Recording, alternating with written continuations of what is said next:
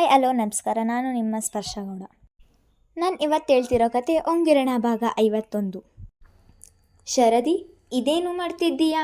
ನೀನು ಇಷ್ಟು ದಿನ ಎಲೆ ಚುಚ್ಚಿದ್ದು ಸಾಕು. ಇನ್ಮುಂದೆ ಈ ರೀತಿಯೆಲ್ಲ ಎಲೆ ಚುಚ್ಚುವುದು ಬೇಡ. ಈಗ ಈ ಕೆಲಸ ಮಾಡಲು ಕುಳಿತಿದ್ದೀಯಲ್ಲ, ಶಾಲೆಗೆ ತಡ ಆಗುವುದಿಲ್ಲವಾ? ಇವತ್ತೇ ಮೊದಲು ಶಾಲೆಗೆ ಹೋಗುತ್ತಿರುವುದು. ಮೊದಲ ದಿನವೇ ತಡವಾಗಿ ಹೋದರೆ ಏನು ಚಂದ ಏಳು ಮೊದಲು ಮೇಲೆದ್ದು ಹೋಗಿ ಸ್ನಾನ ಮಾಡಿ ಬಾ, ನಾನು ತಿಂಡಿ ತಯಾರು ಮಾಡ್ತೀನಿ ಎಂದರು ವಸುಂಧರ. ಅಮ್ಮ, ಸಮಯ ನೋಡು, ಈಗ 6 ಗಂಟೆ, ಇನ್ನೂ ಸರಿಯಾಗಿ ಬೆಳಕು ಕೂಡ ಹರಿದಿಲ್ಲ. ನಾಳೆ ಮದುವೆಗೆ 1000 ಎಲೆ ಆರ್ಡರ್ ಕೊಟ್ಟಿರುವುದು, ಈಗ 500 ಎಲೆ ಆಗಿದೆ. ಇನ್ನೂ 500 ಎಲೆ ಬೇಕು. ಅದನ್ನು ನೀನೊಬ್ಬಳೇ ಚುಚ್ಚಲು ಆಗಲ್ಲ, ಸಂಜೆಯೇ ಎಲೆ ಕೊಡಬೇಕು. ನೀನು ಈಗ ತಿಂಡಿ ಮಾಡು. ಹೇಗಿದ್ದರೂ ಅಣ್ಣ ಆಟೋದಲ್ಲಿ ಕರೆದುಕೊಂಡು ಹೋಗುತ್ತಾನೆ. ನಾನು 7 ಗಂಟೆಯವರೆಗೆ ಎಲೆ ಚುಚ್ಚಿ ನಂತರ ಶಾಲೆಗೆ ತಯಾರಾಗ್ತೀನಿ ಎಂದು ಹೇಳುತ್ತಲೇ ತನ್ನ ಕೆಲಸವನ್ನು ಮುಂದುವರಿಸಿದಳು ಶರದಿ. ಮಗಳ ಮಾತು ಕೇಳಿ ವಸುಂಧರ ಅವರಿಗೆ ಬೇಸರವಾಯಿತು. ಎಲ್ಲರ ಹಾಗೆ ಕಾಲೇಜು ಮನೆ ಎಂದು ಓಡಾಡಿಕೊಂಡು ಸುತ್ತಾಡಿಕೊಂಡು ಇರಬೇಕಾದ ಮಗಳು ಮನೆಯ ಜವಾಬ್ದಾರಿ ತೆಗೆದುಕೊಂಡು ಅಣ್ಣನಿಗೆ ಹೆಗಲಾಗಿ ನನ್ನ ಕೆಲಸ ಸಹಾಯ ಮಾಡುತ್ತಾ ಕಷ್ಟಪಡುತ್ತಿದ್ದಾಳೆ ಎಂದು ಯೋಚಿಸಿಕೊಂಡು ಅಡಿಗೆ ಮನೆ ಕಡೆ ಹೊರಟರು. ರಿಷಿ ಮಲಗಿದ್ದ ಕೋಣೆಗೂ ನಡುಮನೆಗೂ ಹತ್ತಿರವಿದ್ದರಿಂದ ಶರದಿ ಮಾತನಾಡಿದ ಮಾತು ಕೇಳಿದವನಿಗೆ ಮಲಗಿದ್ದಲ್ಲಿಯೇ ಕಣ್ಣಲ್ಲಿ ನೀರು ತುಂಬಿದವು. ಅವಳ ಓದು ಕೂಡ ಮುಗಿದಿದೆ. ಅಣ್ಣನಾಗಿ ಅವಳಿಗೊಂದು ಹುಡುಗನನ್ನು ಹುಡುಕಿ ಮದುವೆ ಮಾಡುವ ಜವಾಬ್ದಾರಿ ನನ್ನದು. ಆದರೆ ಒಂದು ರೀತಿ ಈ ಮನೆಗೆ ಮಗನಾಗಿ ನನ್ನ ಸರಿಸಮನಾಗಿ ದುಡಿಯುತ್ತಿದ್ದಾಳೆ ಎಂದು ಹೇಳಿಕೊಂಡು ನೊಂದುಕೊಂಡನು. ಶರದಿ, ಈ ಸೀರೆ ನಿನಗೆ ತುಂಬ ಚೆನ್ನಾಗಿ ಒಪ್ಪುತ್ತದೆ. ನನ್ನ ಕಣ್ಣೇ ಬೀಳುತ್ತೆ ನೋಡು ಎಂದು ಮಗಳ ಮುಂದೆ ತಿಂಡಿ ಹಿಡಿದು ಬಂದು ಹೇಳಿದರು. ಹೋ ಅಮ್ಮ, ಈ ಸೀರೆ ಚೆನ್ನಾಗಿದೆ. ನನ್ನ ಬಳಿ ಇರುವುದು 2 ಸೀರೆ. ಇವತ್ತು ಇದು ಉಟ್ಟಿದ್ದೇನೆ, ನಾಳೆ ಇನ್ನೊಂದು ಉಡುತ್ತೇನೆ. ನಾಡಿದ್ದು ಉಡಲು ಸೀರೆಯೇ ಇಲ್ಲ. ಏನು ಮಾಡುವುದು ಎಂದು ಬೇಸರದಲ್ಲಿ ಹೇಳಿದಳು. ಇನ್ನೊಂದು ವಾರ ಹೇಗಾದರೂ ಅನುಸರಿಸಿಕೊಂಡು ಹೋಗು. ನನ್ನ ಸೀರೆಯನ್ನೇ ಉಟ್ಟುಕೊಂಡು ಹೋಗು, ನಂತರ ಹೊಸ ಸೀರೆ ತೆಗೆದುಕೊಳ್ಳುವಂತೆ ಎಂದು ಮಗಳ ಬಾಯಿಗೆ ತುತ್ತು ನೀಡುತ್ತಲೇ ಹೇಳಿದರು. ನಿನ್ನ ಸೀರೆ ಎಲ್ಲವೂ ಹಳೆಯದಾಗಿದೆ ಅಮ್ಮ, ಹೋಗಲಿ ಬಿಡು, ಏನಾದರೂ ಮಾಡಿದರೆ ಆಯಿತು ಎಂದು ಹೇಳುತ್ತಲೇ ತನ್ನ ತಾಯಿ ಕೊಟ್ಟ ತಿಂಡಿಯನ್ನು ತಿನ್ನತೊಡಗಿದಳು. ಅಮ್ಮ, ಎಷ್ಟು ಅಂತ ತಿನ್ನೋದು? ನನಗೀಗಾಗಲೇ ಹೊಟ್ಟೆ ತುಂಬಿದೆ. ಇನ್ನೂ ತಿನ್ನು ಎಂದು ಬಲವಂತ ಮಾಡಿದರೆ ನಾನು ಎಲ್ಲಿಗೆ ತಿನ್ನಲಿ? ಶರದಿ, ಈಗ ಹೊಟ್ಟೆ ತುಂಬ ತಿಂದು ಹೋಗು.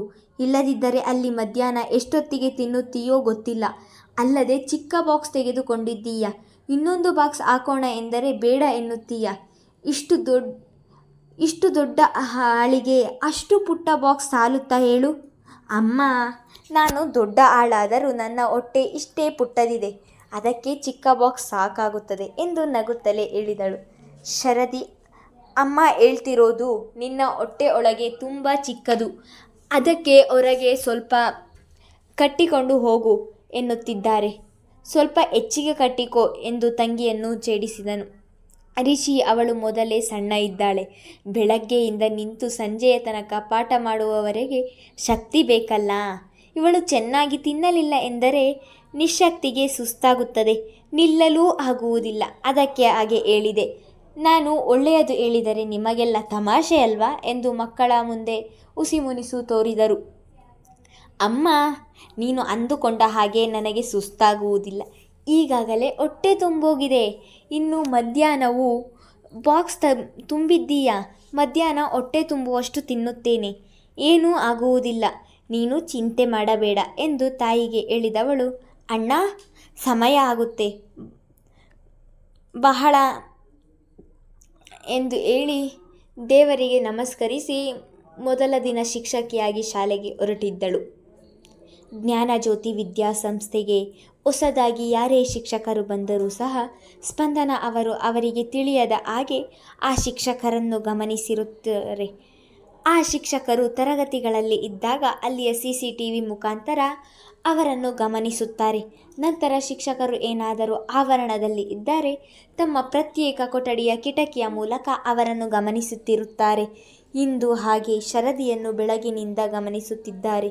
ಶಾಲೆಯ ಕೊಠಡಿಯಲ್ಲಿ ಅಳುತ್ತಿರುವ ಪುಟ್ಟ ಮಕ್ಕಳನ್ನು ಶರದಿ ಸಂಭಾಳಿಸುವ ಪರಿ ನೋಡಿ ಸ್ಪಂದನ ಅವರಿಗೆ ಆಶ್ಚರ್ಯವಾಗಿತ್ತು.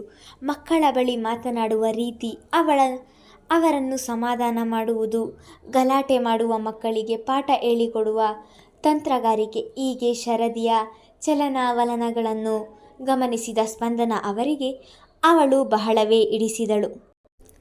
ನಿನ್ನೆ ಹೊಸದಾಗಿ ಸೇರಿಕೊಂಡ 3 ಶಿಕ್ಷಕರಲ್ಲಿ ಸ್ಪಂದನ ಅವರಿಗೆ ಅತಿ ಹೆಚ್ಚು ಹಿಡಿಸಿದ್ದು ಮಾತ್ರ ಶರದಿ.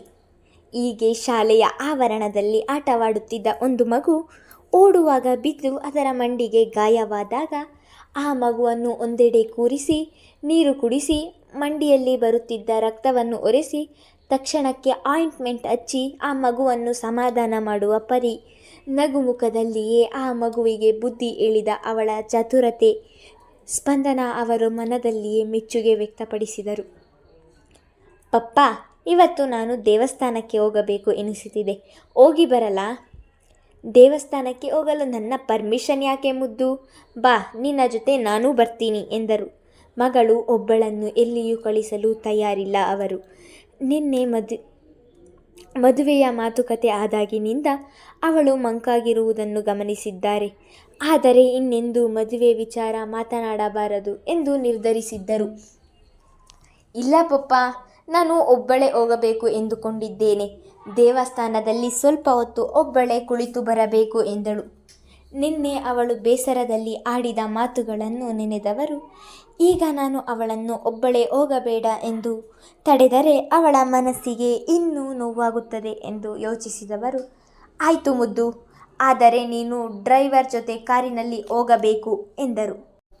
ತನ್ನ ಮಾತಿಗೆ ಸುಲಭವಾಗಿ ಒಪ್ಪಿಗೆ ನೀಡಿದ ತಂದೆಯನ್ನೇ ಆಶ್ಚರ್ಯದಲ್ಲಿ ನೋಡಿದವಳು ಥ್ಯಾಂಕ್ ಯು ಪಪ್ಪ ಎಂದು ಅವರನ್ನು ತಬ್ಬಿದಳು.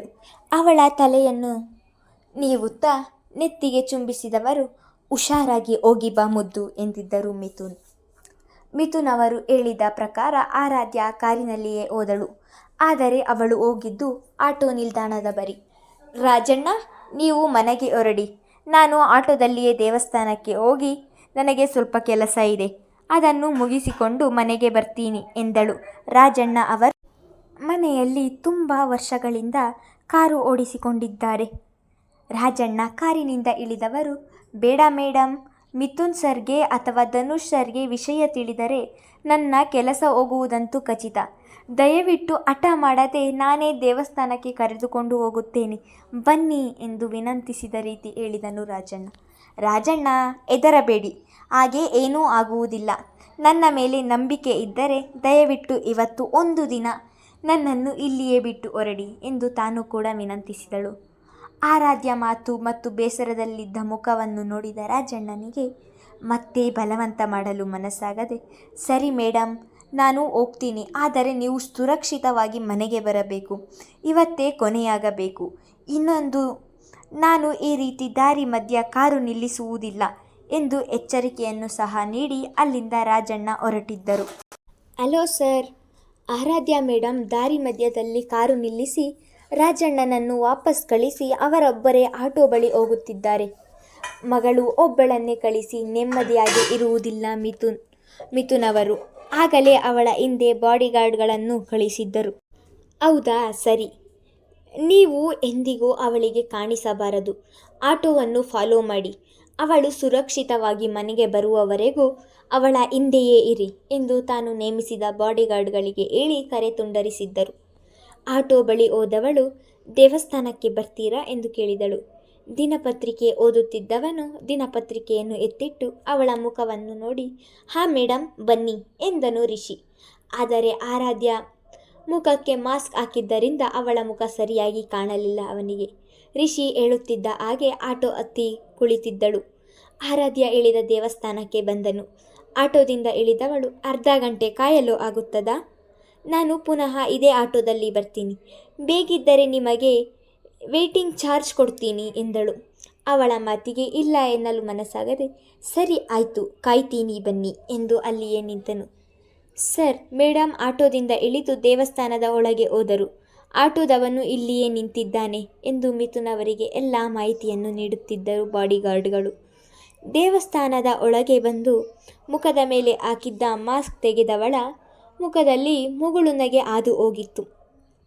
ನಿನ್ನೆ ಅವಳ ಮನದಲ್ಲಿ ಇದ್ದ ಬೇಸರ ಇಂದು ಮಾಯವಾಗಿ ಮನಸ್ಸು ಸಂತೋಷದಿಂದ ಕುಣಿದಾಡತೊಡಗಿತ್ತು. ಆಗಲೇ ಅವಳ ಹೃದಯ ಅಕ್ಕಿಯ ಹಾಗೆ ಹಾರಾಡತೊಡಗಿತು. ಇಂದಿನ ದಿನಚರಿಯನ್ನು ಸೃಷ್ಟಿಸಿದ ದೇವರಿಗೆ ಧನ್ಯವಾದಗಳನ್ನು ಹೇಳುವುದು ಮರೆಯಲಿಲ್ಲ ಅವಳು. ದೇವರ ದರ್ಶನ ಮಾಡಿ ದೇವರ ಮುಂದೆ ನಿಂತು ತನ್ನ ಬೇಡಿಕೆಗಳನ್ನು ಇಟ್ಟು ಇದೊಂದು ಬೇಡಿಕೆಯನ್ನು ಈಡೇರಿಸು ಎಂದು ಬೇಡಿದವಳು ಅದೇ ಖುಷಿಯಲ್ಲಿ ಹೊರಬಂದಿದ್ದಳು. ಮತ್ತೆ ಮುಖದ ಮೇಲೆ ಮಾಸ್ಕ್ ಧರಿಸುವುದನ್ನು ಮರೆಯಲಿಲ್ಲ ಅವಳು. ಆಟೋಗೆ ಹೊರಗೆ ನಿಂತು ಕೈ ಗಡಿಯಾರವನ್ನು ನೋಡಿಕೊಳ್ಳುತ್ತಿದ್ದ ರಿಷಿಯ ಮುಂದೆ ಬಂದವಳು ಸಮಯ ಆಯ್ತೇನೋ ಎಂದಳು. ಹಾಗೇನಿಲ್ಲ ಮೇಡಮ್, ಎಲ್ಲಿಗೆ ಹೋಗಬೇಕು ಎಂದು ಹೇಳಿ ಎಂದು ಆಟೋ ಒಳಗೆ ಕುಳಿತನು ರಿಷಿ. ನಿಮ್ಮ ಆಟೋ ಹತ್ತಿದ ಅದೇ ಆಟೋ ಸ್ಟ್ಯಾಂಡ್ ಬಳಿ ಕರೆದುಕೊಂಡು ಹೋಗಿ ಬಿಡಿ ಎಂದಳು. ರಿಷಿಗೆ ಆರಾಧ್ಯಳ ಮಾತು ವಿಚಿತ್ರ ಎನಿಸಿದರೂ ತನಗೇನು ಅವರು ಹೇಳಿದ ಜಾಗಕ್ಕೆ ಕರೆದುಕೊಂಡು ಹೋಗಿ ಬಿಡುತ್ತೇನೆ ಎಂದುಕೊಂಡವನು ಪುನಃ ಅದೇ ಆಟೋ ಸ್ಟ್ಯಾಂಡ್ ಬಳಿ ಕರೆದುಕೊಂಡು ಬಂದು ಬಿಟ್ಟಿದ್ದನು. ಥ್ಯಾಂಕ್ಸ್ ಎಂದವನು 500ರ ನೋಟು ತೆಗೆದು ಅವನ ಮುಂದೆ ಹಿಡಿದಳು. ಮೇಡಮ್, ನನ್ನ ಬಳಿ ಚೇಂಜ್ ಇಲ್ಲ, ಚೇಂಜ್ ಕೊಡಿ ಎಂದನು. ನನ್ನ ಬಳಿಯೂ ಚೇಂಜ್ ಇಲ್ಲ, ಪರವಾಗಿಲ್ಲ, ಇಟ್ಟುಕೊಂಡಿರಿ, ನಾಳೆ ಮತ್ತೆ ನಾನು ಇಲ್ಲಿಗೆ ಬರುತ್ತೇನೆ ಎಂದಳು. ಮೇಡಮ್, 10-20 ಅಲ್ಲ, ನಾನು ನಿಮಗೆ 300 ಕೊಡಬೇಕು. ನಾಳೆ ನೀವು ಇಲ್ಲಿಗೆ ಬಂದಾಗ ನಾನು ಇಲ್ಲಿ ಇರುತ್ತೇನೆ ಎನ್ನುವ ನಂಬಿಕೆ ಇಲ್ಲ ಎಂದವನು ಅಲ್ಲಿಯೇ ನಿಂತಿದ್ದ ಪಕ್ಕದ ಆಟೋದವರ ಬಳಿ ಕೇಳಿ ಚಿಲ್ಲರೆ ತೆಗೆದು ಅವಳಿಗೆ ಕೊಟ್ಟಿದ್ದನು. ಅವನಿಗೆ ಎಷ್ಟೇ ಕಷ್ಟ ಇದ್ದರೂ ಬೇರೆಯವರ ಹಣಕ್ಕೆ ಎಂದಿಗೂ ಆಸೆ ಪಡುವುದಿಲ್ಲ.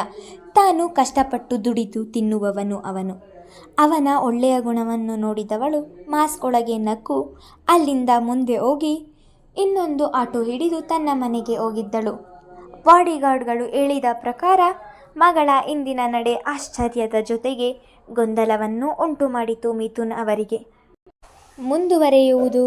ರಿಷಿಯ ಕಣ್ಮುಂದೆ ನಕ್ಷತ್ರ ಬಂದರೂ ಅವಳು ನಕ್ಷತ್ರ ಎಂದು ರಿಷಿಗೆ ಗೊತ್ತಾಗಲಿಲ್ಲ. ಏಕೆಂದರೆ ಯಾವತ್ತೂ ರಿಷಿಯ ಜೊತೆ ಫೋನಿನಲ್ಲಾಗಲಿ ಫೋಟೋವನ್ನಾಗಲಿ ಕಳಿಸಿಲ್ಲ. ಮುಂದಿನ ಸಂಚಿಕೆಯಲ್ಲಿ ನಕ್ಷತ್ರ ರಿಷಿ ಮುಖಾಮುಖಿ ಆಗುವುದನ್ನು ತಿಳಿಸಿಕೊಡುತ್ತೇನೆ. ಧನ್ಯವಾದಗಳು.